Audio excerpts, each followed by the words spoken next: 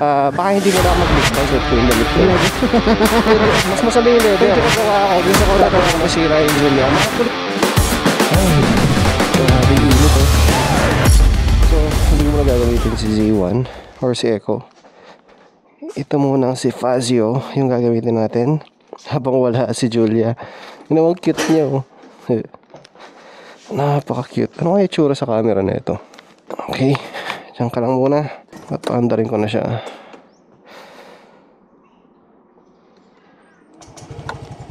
Ang tahimik niya, grabe. May konting salo-salo sa bahay, sa kabilang bahay. So pumunta lang tayo and makikikain. Ano kaya ang itsura niya? Nakikurious ako. Mamaya check ko. Yung check dito, yung init. Whew. Ito pang chill rides. So ito guys is gagamitin ni Mrs. to syempre pag okay na si Julia. So pag gusto namin lumabas mag-rides, siya yung gagamit nito, then mag-aerox ako. And kung nabenta man yung Z1 natin, baka hindi mo na ako mag-big bike, no? Kasi parang na-enjoy ko yung smaller bikes ngayon lalo. Kung nabenta man yun, siguro kukuha lang ako ng PCX para yun yung pan-daily ko, personal na pan-daily, kasi ito kay Mrs. talaga. And then yung Aerox, syempre pag kung dito lang, pag gusto mo medyo malakas, diba? Malakas yung sipa. Pero nagulat ako dito, kahit 125cc tapos 2 valves lang, mabilis na rin eh. Nasa-satisfy na niya yung hanap kong speed. Acceleration hindi, syempre, since stock lang naman to. Tsaka ayaw ko nang magkarga kasi sobrang sakit sa ulo. Tingnan nyo si Julia. Hindi ko lang mabita-bitawan yun kasi sobrang tagal na sa akin ang motor. And hindi na rin biro yung nagastos ko doon sa motor na yun. Kaya iniisipin nyo, gumastos ka ng certain amount of money. Kung say sabihin na natin, magkano ba? Sabihin na natin 500,000 pesos, no? Gumastos ako doon sa motor. Sabihin na lang natin, hindi accurate siya na. Tapos aayusin mo, tapos bigla mong bebenta ng 180, 200, tatawaran pa nila, di ba? Is it worth it? Hindi siya, kasi yung pagod na, yung ginugol mo na oras, yung pagod mo para mabuo yung motor na yon, hindi matutumbasan ng kahit anong pera para sa akin. Okay, yung strap ko, teka, wala akong dala sticker. Bagay, di naman siguro ako pagkakamalang vlogger na ito. Kundi na lang makita yung damit ko. Di ba? Suot ko yung damit ko eh. Mainit kasi. Pero komportable ito. Yeah. Di ba? Mabilis na rin eh. Oh, tapos banking na bang ganon. Di ba? Konting banking lang. Sa mga chill lang mag-rides, hindi naman bakbakan mag-rides, yung Fazio, okay na rin naman siya eh. Actually, yung first choice ko is yung Giorno. Ang problema, sobrang hirap makahanap. Sumuo na ako. Kung wala kang kakilala sa mga kasa, hindi ka makakuha eh. Kaya nag-decide na ako mag-Fazio and okay naman siya. Hindi ako nagsisisi. Siyempre, konting bihis dito, mas popogi siya, di ba? May balak ako dito eh. So abangan nyo guys kung ano yung gagawin natin dito sa Fazio na to. Wala pa siyang pangalan kasi si Mrs. ang magpapangalan niya. Actually lahat naman ng motor namin, yung sasakyan din, siya yung nagpangalan eh. So nung si Aerox, yung Aerox ko, ang pangalan niya dati is Yasi. Nung kulay yellow siya. Nung red naman, Scarlet. Tapos nung puti, Julia. So si Julia siya ngayon. Tapos yung PCX natin na nabenta, siya din nagpangalan, si Sue. Yung sasakyan namin, which is pinarap, na parang ganito yung kulay nga eh, halos kamukhang kamukha niya. Ang pangalan naman nun is Pepper. Alam ko Pepper yun eh. Dati Hunter, kasi nung silver siya, Hunter yung pangalan niya. 88. Oh, diba? Mabilis na rin eh.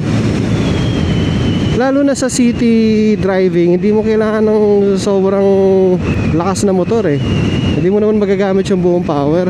So pag bibili kayo ng motor guys, isipin nyo muna ano ang main purpose Saan mo siya gagamitin? Gagamitin mo pa siyang laging pang rides, gagamitin mo ba siya for commute lang, sa city driving, or sobrang dalang mo ba siya gagamitin, as in parang garage queen or king na siya, diba? So syempre pag maglo long rides kayo, kung meron ka naman pera, mag adventure bike or wag mo siyang kargahan kung smaller bike naman ang bibilin mo, diba? Tapos for commute, pwede ka na dito sa Pajero, Giorno, yung mga maliliit lang, yung mga cute na motor. Tapos pag maselang ka talaga, edi formahan mo pa konti-konti. Unahin mo yung mags, kasi malaking tulong ng mags doon sa forma ng motor, doon sa itsura niya. Ang sarap mag-drive, oh. Kung ginamit ko pala yung Z1, okay din, oh. Walang sasakyan. Parang pandemic. Parang semi-pandemic. Nung pandemic, ganyan din, eh. Walang sasakyan, walang tao sa labas. Tapos brake sa harap, importante. Sa braking, pag nagbe-brake kayo sa mga motor, dapat wag mong gamitin agad-agad yung rear brake mo, kasi mag-i-skid yung motor mo. Para sa mga big bike to, eh. Alam ko yung percentage dyan is 70% sa front brake and then 30% sa rear brake. So sa harap muna, syempre, slowly, gradually, yung pressure niya ini-increase mo.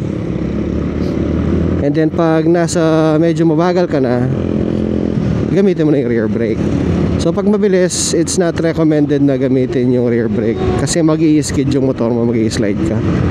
So kailangan kinokontrol mo na maayos. So kuwari yan, mabilis tayo, diba? So front, ayan, gradual lang. And then magbe-brake ako sa likod para additional braking power. Ayun, smooth lang. And nandito na tayo. May konting salo-salo lang daw. Kakain muna tayo dito. Marami kayang tao. Hindi ko na.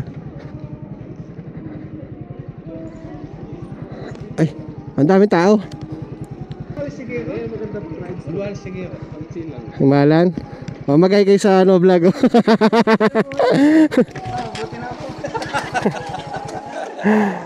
Ayun na yan ang motor. Ay, kapali. Na? Naka-vlog ka yan. Higi pa pinda.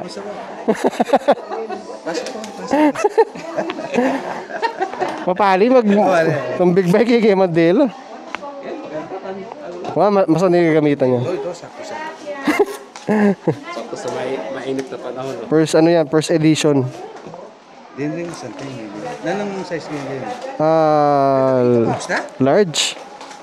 Mapahos la, lilo? Leather yan. Ay, leather lang. Leather. Mas masaling yung leather. Mas makapit la. Ay, lasto ka na ako. Pwede itong basta. Magkano rin, libo? Pwede yan. Ala naman libo rin, Bap. Magkano? Ako balo. Basta, Moto Wolf. Mura lang rin. 900 mga ito nyo na. Hindi ko na... Lang, kasi makabal. Parang di ako mayroon naman malami ako eh, kaya pipiling kain. Siguro yung sayo niyan, XL o... XL? Oo. Pero mag-leather ka, Bap. Masaling yung leather. Pero maganda yung XL, may allowance mo. Sige. Leathering kunan mo. Sabi nga niya daw, Oo. Paul. May iwan na naman ako. Hindi, kailangan, sabi nga ni Paul, kailan tayo mag-ride split? Sige, sige. Sabi nga niya, patagay na. Lalo na, break-in. Ha? Ay, tangirok siya gamitan ko. Pero, kakakalol na pa yun. 3 days. Pipisali kay Z1 eh. Pipisali kay Z1. Isali na? Pipisali kay. Mag-yorno kapin. Ala, kasakit man to. Dapat journoin ko nang ko. Hindi ako manakit. Okay, bye-bye. Mamaya na lang. Maksagdi. Pa. Okay. Let's go. Balik. Ay, mali. Hindi na naman ako naka-pure video. Pero okay lang. Ma-traffic ba sobra? Huwag naman sana.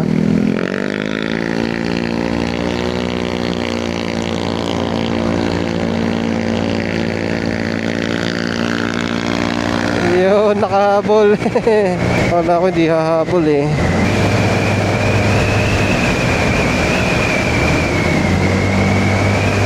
Ang sarap magmotor talaga ng walang traffic, no? Presko. Ilang minuto lang nasa bahay na tayo.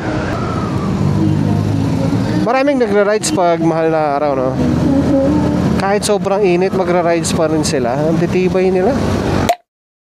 Ayun, excited na akong pakita talaga si Julia sa inyo. Gusto ko na matapos yung motor na yun. Hopefully by early next week matapos na siya. Ako pa naman yung taong walang patience sa ganyan na bagay. Pag may pinagawa ako, gusto ko natatapos siya agad. Pero syempre pag makina na, wala tayong magagawa kundi maghintay. Ay hindi pwedeng madaliin eh. Baka sumabog na naman, gastos na naman. Kaya tiis-tiis lang. Excited ako dun sa power niya eh. Tsaka syempre medyo mag-iiba yung itsura niya since yung radiator is babalik na doon sa dating lugar. And mas malinis na siyang tingnan siguro sa side nun. Kasi wala na siyang butas eh. Yung Z niya na fairing. Let's go. Madilim lang ang video ko niyan guys kasi hindi ako naka-pure video. Pero ayun guys, maraming salamat sa panonood ulit.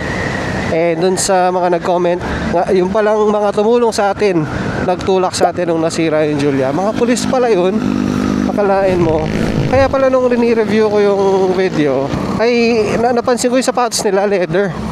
Tsaka yung pantalon, pang pulis. Pulis pala sila. Sila.